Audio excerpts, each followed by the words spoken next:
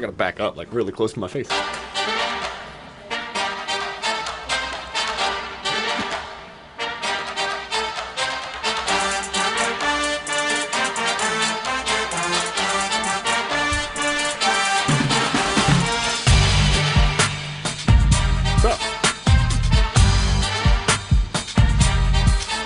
Welcome to the Concho Valley crossover, the first time. I'm Live. Tim Hart. That's Matt Locke.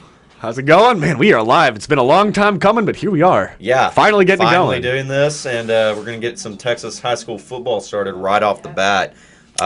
Dave Campbell's Texas Football Magazine came out. We've been previewing it on TV. Man, this thing is like our Bible. It has to be. I don't know if it wasn't for this pretty much filled time. You know, the summer's a kind of a dead time for sports people, but once high school football gets going, man, there's been camps going on, and people have started talking about it. We had a state champion last year, so football season has just had so much hype around it. And a couple weeks away, we're close. Two-day start on Monday. And, of course, you know, not being from San Angelo and moving here and really not getting to see any of these teams really basically going off of just what Dave Campbell has, what people have reported on from last season. It's kind of nice to have a little bit of a backstory of some of these teams, but really we won't know who's going to be the best teams We don't. in the Concho Valley whenever it comes that time. We can take a guess based on history, but that's, I mean, I love what, there was an ASU football player that had a great quote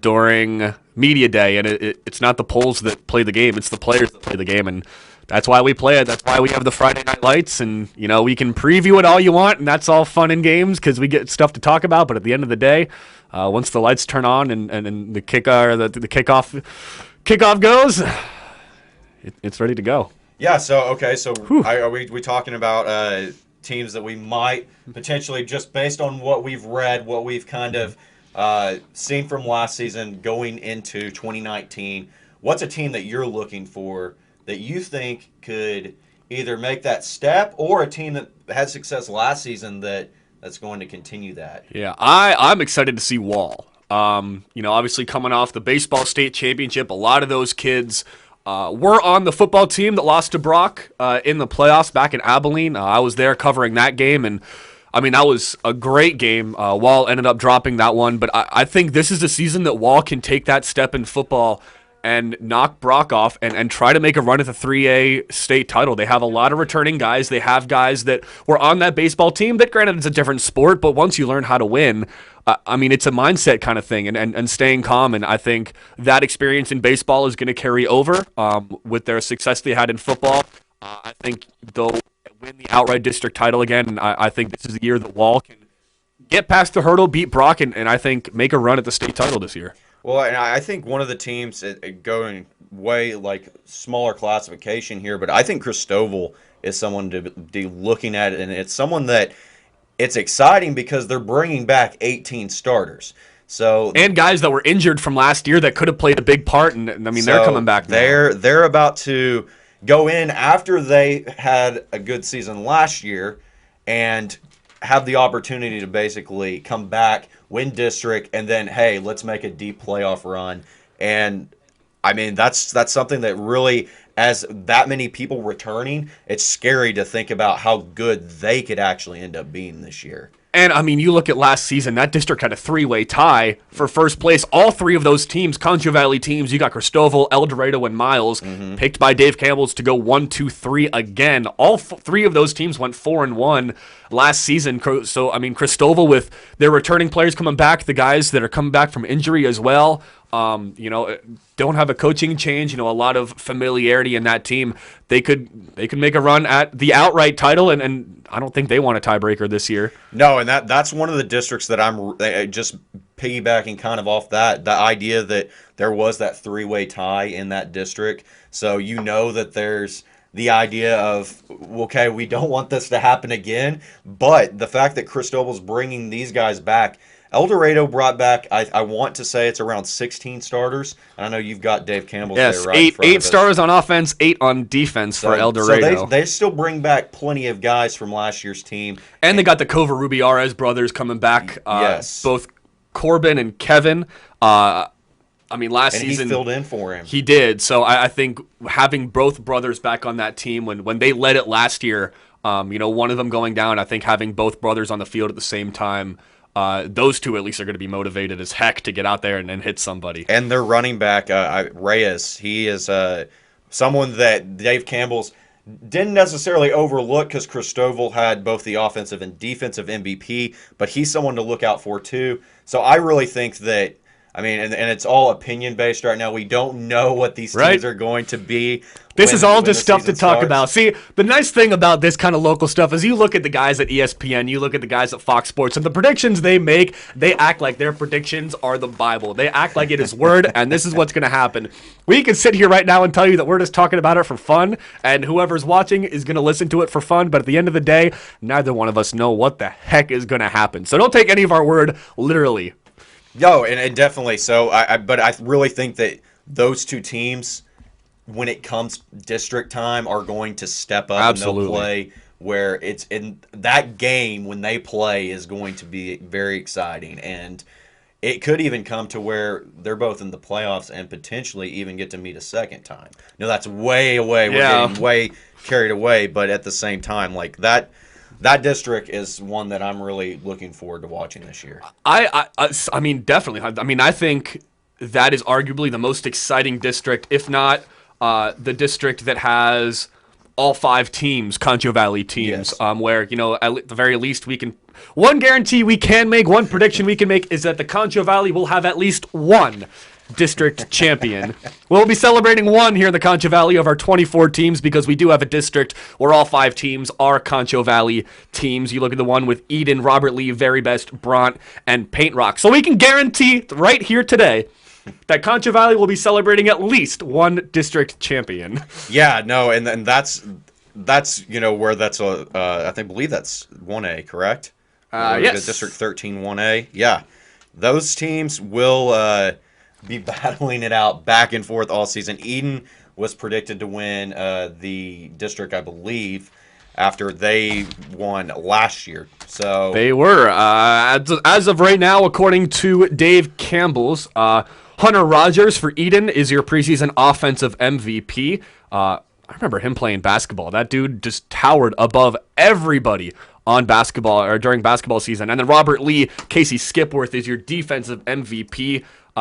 Dave Campbell's has Eden winning the district, Robert Lee coming in second, Very Best at third, Bront at 4, Paint Rock at 5. No, and that's I'm trying to get a little bit of a video pulled up of just Eden on the screen from our actual official previews. Our preview that we ran on the webcast. We could get that up. But yeah, there's Eden right there. But yeah, so right now that district, obviously Concho Valley heavy, something to look forward to because with high school football too, it's really about bragging rights often. Oh, 100%. I grew up in Midland High, Midland Lee. Every year you got excited for those games because it's your crosstown rival. Mm-hmm. In a way, with these smaller schools that are out of the way in Eden and all of the other ones in that district, you have the opportunity to kind of have bragging rights within the Concho Valley as, hey, well, we went up to your place and we beat you and we won district. So how about that? Yeah, I mean, I am not from Texas at all, so I got thrown into the mix. I got down here for the final 2 regular season games of the high school football season last year, and then I went through the playoff run, covered Wall on their playoff run, and covered Mason when they made states. But my first introduction to Texas high school football was the second to last week of the season, Wall taking on Breckenridge, where Wall clinched the outright district title on a last-second goal line sack to end the game. A great defensive stand by Wall, and seeing the way the players reacted and seeing the fans in the stand and just the pride of a district title, it's different. The reaction, it is just different in a small town. High school football in Pennsylvania, obviously Texas dominates. I'll give Texas that every day of the week. Pennsylvania football is nothing to turn its nose at. At the end of the day, quality-wise, we've got great quality, but, the fans, even at a small 3A school, Wall's high school, total high school, is about the size a little bit smaller actually than my graduating class. So I went to a decent size high school. But man, it's just different down here. No, it really is. It's an event.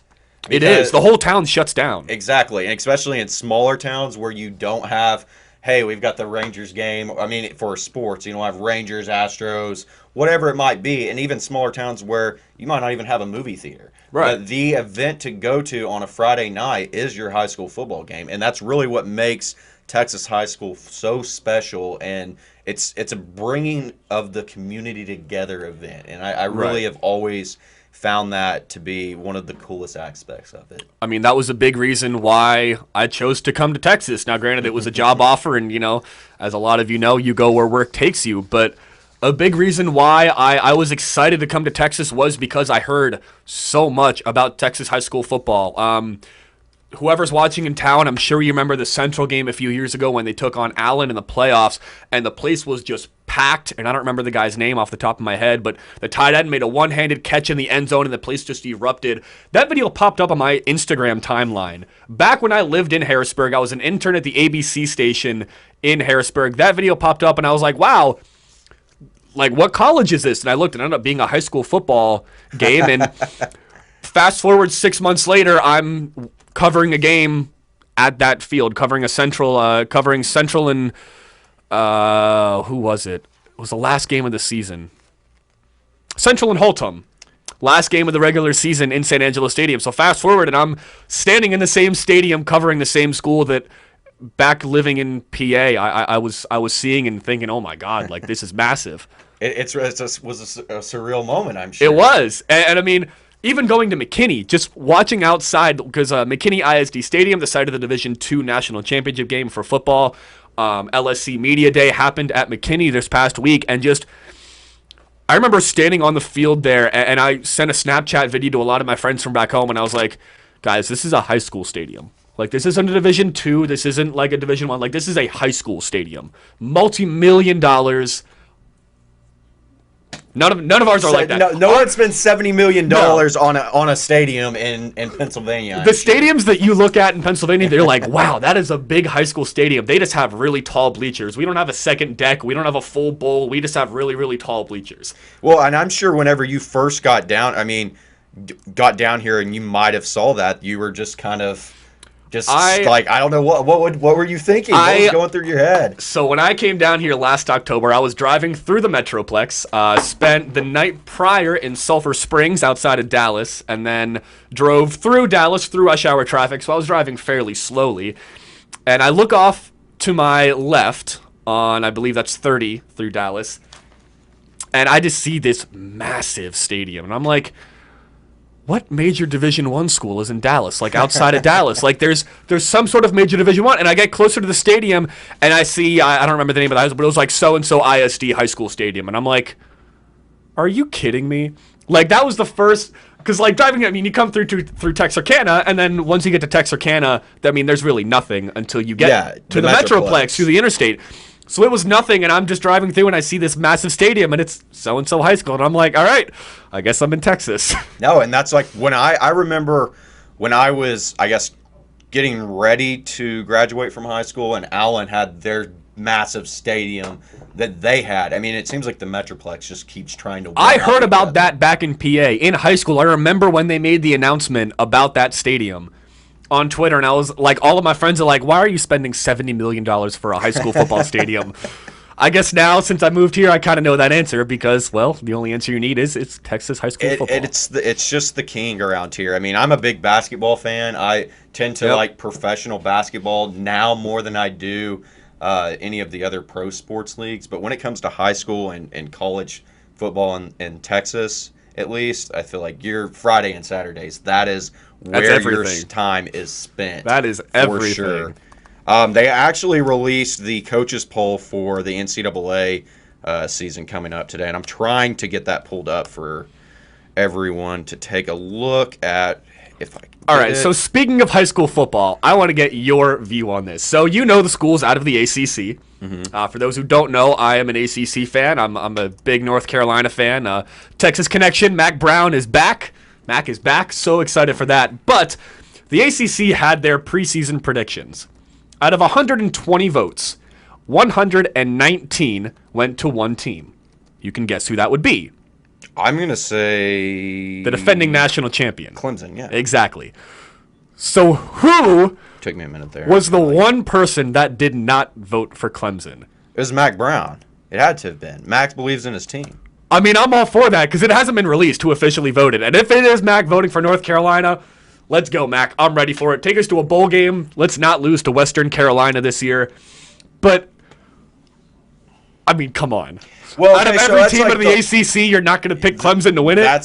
So that's like the Lone Star Conference. They do a thing where UTPB, where I'm coming from, Midland, Odessa, the head coach has voted for his school every single year.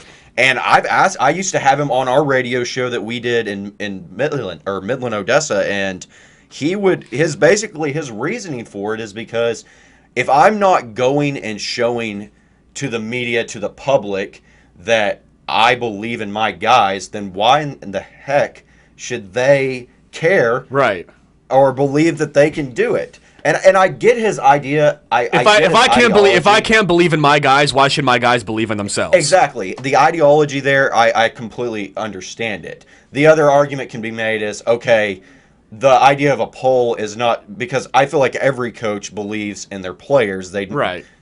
If you're going into a locker room and you don't actually think that you're going to win, then that normally doesn't turn out well. Right. But I think that the idea of the preseason polls generally is, okay, Clemson... It gives us something to talk about. It gives people something to talk about, and it's the standard, the bearing of what the new season brings in. Clemson was the defending national champions. They stomped Alabama, who everyone thought was this great team, the greatest, might be the best Alabama team that we've ever seen, and then Clemson goes in and a true shuts them freshman down. Comes in and just destroys them. So rightfully that Clemson would get all of those 19 votes. But I can see the argument from both sides. But I think that the bigger point that I'm trying to say is that while I love Mac was what got me into Texas football, because growing up as a kid, when I say Texas football, I mean the University of Texas football. He brought that program back from really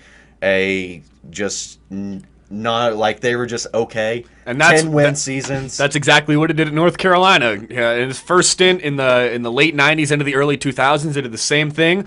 And he left, and North Carolina got themselves into some trouble with some recruiting stuff, and then all the academic stuff that we're just not going to get into. But and then we had the year that North Carolina was actually in the playoff conversation whenever they won the division and took on Clemson in the ACC championship game. And then the year after, they had Mitch Trubisky.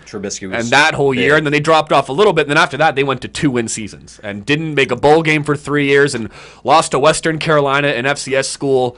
But Mac is back. In Mac's first 2 weeks, he signed like 4 or 5 four-star recruits. A great recruiting class. They flipped Florida State's top quarterback, flipped his commitment from Florida State to North Carolina. He reopened his recruiting and ended up committing to North Carolina. We got a lot of guys on receiver, a lot of guys on defense.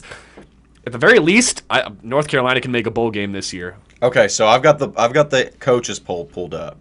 All right, what we got? I want how many of these? How many of this is going to make me without mad? you looking? I want you to guess the top 5.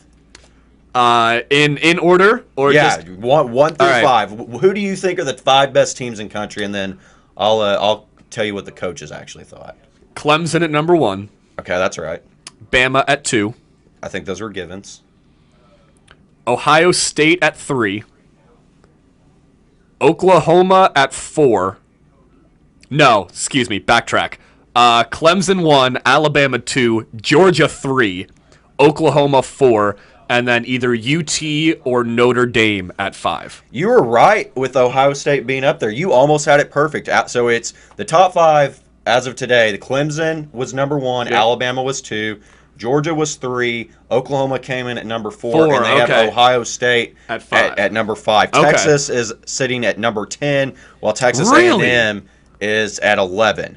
Yeah, they've got Michigan or LSU at 6, Michigan at 7, Florida at 8, which Florida is kind of one of those. Florida at 8? They are building off of last season. This is coming from somebody not from Texas that has no affiliation, no bias, anything towards UT. Why the heck are you putting University of Florida over Texas? Now, granted, I do think the SEC is a lot better in football than the Big 12. Personally, I think it's overrated. We'll talk about that later. But it's overrated. Still, you're going to put University of Florida over UT? I think people really are high. They're high on Florida this year. It looks like. Honestly, So they have Notre Dame above Texas and Texas A&M and some of these other schools at 9. Are high too. Sorry, Josh Johns. Yeah, the Aggies are pretty high too, man. Well, I just get bothered with Notre Dame because it oftentimes seems that they get the benefit. I think we've talked about it before, but they get the benefit of not being in a conference, and a lot of the writers and football zealots, so to speak, kind of tend to favor Notre Dame when, and it's not that their schedule is never just easy, hard, but it's never easy either, because they do schedule teams like USC and Michigan and all of these teams, but they do. And now that with every other sport, they're in the ACC. Mm-hmm. By rules, even though they stay independent, they still have to schedule a certain amount of ACC games. So they're still playing, while they're not in a conference associated with a conference, they're still playing Power 5 teams. And I mean, when you look at a team like Alabama, when they play the Citadel. Yeah. Well, they don't challenge themselves. Right. They haven't challenged themselves. Like at the very least, Notre Dame will have the cupcake teams like everybody has, but like their non-conference schedule is not easy. They are top teams that are better than them that have a far easier non-conference schedule. No, I agree. I mean, this season, all right. I don't know what you're looking up. I'm about to look up who Alabama's non-conference schedule is, because I remember that Citadel game last year. Do you remember Citadel was winning at halftime? Yeah, against Alabama. I remember that because we were actually doing I was a part of the radio broadcast for UTBB's football games on Saturdays, but I do remember we were just kind of blown away by the idea that this could possibly happen. All right. First 3 games of this, or first 2, and then after that, all right, Alabama and Duke. If it was basketball, all right, that's a great game. But Duke football? Really? All right. Next, New Mexico State. And then they have South Carolina, SEC. Awesome. After that, Southern Miss. Those are their 3 of their first 4 games. I haven't even looked at the rest of the schedule yet. That's just the preview that Google gave me popping up here. Already, you can see Alabama's non-conference schedule is not that strong. No, and they don't play, because their theory is... They play Western Carolina. All right, Western Carolina. You beat North Carolina last year. You have to beat Alabama this year. That is literally an FCS school, people. Well, their theory is that, and it goes to what I said about the SEC kind of being overrated in my mind. Performance in bowl games gets a lot of the opinion on how I feel this way. Yeah. But it's that they get hyped up so much, and Alabama's mindset is, okay, hey, we're Alabama. We play in the SEC West, which is the toughest subdivision of a conference in the United States or in college football. So we don't have to play anyone. Our first few games, our non-conference is basically we're treating it. We don't have to play anybody as a preseason. And so that part really bothers me. And then you have years where Texas A&M and Mississippi State and Ole Miss aren't that good, or they're hyped up to be really good. Mm-hmm. Even LSU has had years where they're hyped up to be this really good team, and they're not. So what happens though is it's weighted. Whenever the season starts and LSU comes in at number 6 overall, then if they have a cupcake schedule until they play a team like Mississippi State and for conference, then Mississippi State beat the number 6 team in the country. And so LSU's going to get dropped down. They won't get dropped out of the top 25. Mississippi State will get jumped up because they beat LSU, the top, the 6th best team in the country. And what happens is it weights these teams. Right. So when they're playing each other, it brings a team like Mississippi State into the conversation of, hey, if they were to end the season with a win over LSU and a win over A&M, for example, which would be good quality wins if they were good schools Right. or good teams. But if they're not good teams that year, then basically you're throwing a team that's probably not deserving into a bowl game that could have gone to a Conference USA school, one of these non-Power 5 schools. And so that often that's what gets me about the SEC. It's Right. just it's a bias. That so to makes speak. that makes sense. All right, we're getting time cues from our internet guy Jeff over here. Was that 3? Is that how much time we have left? If you guys were only going half an hour, yeah. Okay. Fast. Do you want to keep going half? We gonna- might as well. We still got. I've still got a show to produce. That's true. We do. I've got a show to produce.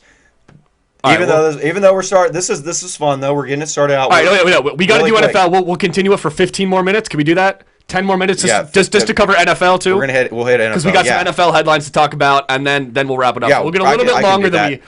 Honestly, that went a lot faster. Yeah, no, it's When amazing. we were told an hour-long show, we were like, "Ooh, an hour-long! All right, It's like we'll see amazing. what we can do." We're sitting here talking. We get 3 minutes, and we've been talking for half an hour already. It's amazing what you can do whenever you get on rants. I remember when I first started doing radio, and we would pre-record it. So it's at a point where you're basically you can sit there and just rant in front of a microphone, and we would have maybe 4 or 5 talking points going in, and it would get to 30 minutes into a show and you're on your second talking point still. Right. And that's where it's just like you get carried away. You get Mm-hmm. lost in it. So NFL, what are you thinking? All right.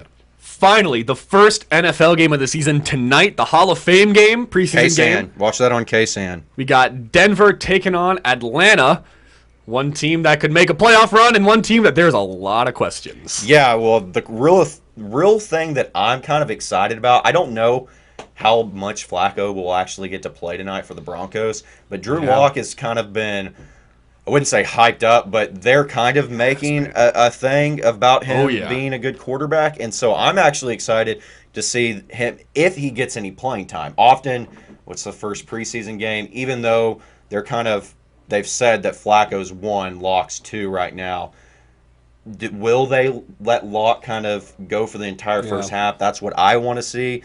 But, it could be one of those deals where we will get to see maybe a drive or 2 from each quarterback. Right. Growing up very close to Baltimore, I've followed Joe Flacco's career from the time he was drafted through all the drama with getting Lamar Jackson and him sitting. When he first started, Joe Flacco was a great quarterback. I don't think people remember how good Joe Flacco really was when the Ravens were competing for the division title, when the Ravens won the Super Bowl against the 49ers. Joe Flacco was one of the best quarterbacks in the league. Now, since then, the Ravens have kind of dropped off. They've had coaching changes, not at head coach, but with coordinators, they've had a lot of personnel issues. They've had a lot of injury issues. You get a younger guy like Lamar Jackson that has a lot of hype, and you have a fan base that, frankly, was fed up. I mean, Baltimore was fed up with how bad that team was doing, with the management going on in Baltimore, not just with the Ravens, but with the Orioles as well. So for Joe Flacco to kind of be able to take a step back and start over again in Denver, I think this could be I don't think he's going to return to Super Bowl form, but Joe Flacco could end up actually making a difference this season and making the Broncos, at least making that division a little bit more interesting. Yeah, well, because you have LA right now kind of as the clear team that's going to win. I mean, they were, if they would have played a little bit different defense, I think they went out against the Patriots with like 7 cornerbacks, and so the Patriots just burned them with running the football. But they tried to that's how they beat Baltimore the week before, and then they came in with the same defensive plan. Well, you're going against Belichick, you can't do that. But so right now it would be the Chargers that I would see kind of making it out, but Denver's right there, and even with the Ravens, they didn't have a terrible season. They made the playoffs, but I just think that the hype, like you said, building into Lamar Jackson is kind of over. Yeah. I think it's overdone. I don't see him necessarily being the quarterback that they're thinking he's going to be. Well, speaking of Lamar Jackson and running backs, because Lamar Jackson is not a quarterback, let's be honest with ourselves here. Speaking of running backs, 2 big-name running backs that could potentially get traded before week 1, Melvin Gordon. His agent has officially put in a request with the Chargers today to trade them. See if ESPN has anybody that could potentially be traded too, but That's what I'm wondering. Who does he actually fit with? I mean, or it's not necessarily a fit, but who's going to go out there and actually decide, hey, or I want to bring on Melvin Gordon? Because it's the fact that you're going to have to pay this guy to get him to play. It's not like he's going. Right. He could pull this. I think that he could pull Le'Veon Bell and end up sitting out a season. He's young. He wants his money, and with these running backs, it's become a real heated talking point. You know who I could really see a trade happening? Melvin Gordon to the Cleveland Browns. The way that the Browns are set up right now is that there's a lot of hype. They have great individuals. But how many times have we seen NFL teams gather a group of players that you look at on paper and you're like, oh my God, these guys are not going to be able to be beat. And then they go 8-8 and they split up and we never hear from them again. That is one of the biggest things. Basketball, we have this idea that we can bring in superstars and they can Because play. you can do that because 5 players are playing at a time. But when you have 11 guys that all quite literally do different, like in basketball, you pass or shoot or you run off the ball. Like literally those are your 3 options. It's not as much of a team sport. There has to be communication involved. That's like, I think you have 4 or 5 working parts. You look at quarterback, offensive line, running back, receivers. Right there, minimum of 4 moving parts that all have to be on the exact same page at the same time, and there is one ball. And you have to think of, when you say on the same page, it's like psyche as well. Yeah. Like if you have someone that's not in that certain type of headspace, then they can go into a game and it's just. And you have guys on that team that have been in that headspace numerous times. Odell Beckham Jr. gets brought Jarvis up. Landry. Jarvis Landry. So many guys. Baker Mayfield in college. Could be the guy. And that's why I say I don't think that Cleveland will be bad. I think that Cleveland I don't think they will either. They'll but be I able can to compete, but it's definitely. still. But with their gathering of, I was trying to find a better word, but I couldn't think of one. Gathering of stars, I can see them trying to go after a Melvin Gordon, get a true number 1 back, maybe trade. I don't even know who their number 1 back on the depth chart is right now. Cleveland? Yeah. Cleveland, I mean, technically, other than Kareem Hunt, who's suspended. This is why we Google. I think it was Duke Johnson. Because so I can see them Johnson trading. Wants a trade out too, so that could actually end up giving That's them actually not a bad end up giving them draft picks or something. Get rid of Duke Johnson as your number 1 back. Get Melvin Gordon to bring him in. Kind of take the load off Baker Mayfield because as of right now, you've got a stacked receiving core, decent offensive line. Your running back situation, you get a better back in the backfield, and like Melvin Gordon, that'll definitely help out. The other major running back that could be traded. Elliott, of course. Now that's this where we're one, going to end our show is Ezekiel Elliott. We'll end it with him. Now this one isn't a guarantee. This one, his agent hasn't said anything like Melvin Gordon, but it was talked about on First Take with Max Kellerman that if he's not going to play, they should trade him, especially because the Cowboys seem to be set on offering Dak a deal over $30 million, which I don't agree with. I'm a Cowboys fan, and I try not to be opinionated about this kind of stuff just because I'm not. I mean, I'm doing the job that I'm doing for a reason. I get frustrated when I hear talking heads giving their takes, their hot takes. Our job everywhere. is to tell you what's going on, not why we think something's going on. I get annoyed by that, but I will in this situation, why? If a guy is going to pull a Le'Veon Bell situation, if you seem to be dead set on giving your quarterback this big extension because you already, you've got Amari Cooper coming up that you're going to have to re-sign. You've got defensive players, Leighton Vander Esch has played really, really well. Eventually, if you want to keep him, you're going to have to pay him. Yeah, no. And so where's this money going to come from? And if Zeke is going to hold out potentially for an entire season, not to mention all of the off-the-field issues the dude has had because he has never been able to stay out of trouble, stay out of drama, even going back to his days at Ohio State. There always seems to be something going on with him. Now there's even a lawsuit against him for a car crash for colluding with Frisco police. He can't escape it. Well, I know, and that's the part of me. I mean, obviously the offense runs through him. I think that they're a better football team when he's there on the field. But the issue is, it seems like everybody outside of the organization knows that. Yes, no, and I think that the problem is that there's 2 years left on his contract. In the past, Jerry Jones is an old school guy. He doesn't want to pay someone 2 years before his contract, and it's like you said, they have all of these other guys Prescott will be a free agent before Ezekiel Elliott is. And then you have Amari Cooper, who has said, I really don't care about my contract right now. I know it's going to get worked out at some point. I'm more worried about going onto the field and playing well. And he can do that, but guess what? At some point, payday is going to come. Yes, and when it does, they're going to have to make a decision. He might not want to focus on that now, but it's going to happen. And I think that the biggest thing to really take away from Ezekiel Elliott's situation, Melvin Gordon's past instance with Le'Veon Bell, even Dak Prescott, some of these other guys that are coming up. Is that we need to start holding out? No, not necessarily that we need to start holding out. Of course, that would be awesome because after the show, I'm going to walk into my boss's office and be like, all right, I'm going to hold out. I'm going to be in Cabo if you need me. I didn't know what you meant at first. Oh, my gosh, this is funny. No, I think the biggest point that you can really take away from this, though, is the collective bargaining agreement ends in 2021. Yep. And that's when you have to think, okay, something's got to give. The owners and the GMs are not having it with this. They do not like this holdout stuff. They don't like the players to have the control. And then on the other side, you have the NFLPA, who they think these guys that are running backs right out of college, like Ezekiel Elliott, need to get paid because their lifespan as a professional player isn't as long. Right. A good running back has about 5 years, and we're seeing it where there's at top form. They'll be there longer, but they're not going to put up the numbers they were. They're playing 3 years, and then they're done. Or not done, but they're getting moved around to another team. Where C.J. Anderson a few years ago with the Broncos, he had a little bit of a playoff stint with the Rams this past year, but they didn't even re-sign him. They're just letting him go. Yeah, and it shows that really the idea. And I heard this point kind of just before we wrap up. Bill Belichick had this idea really before anyone.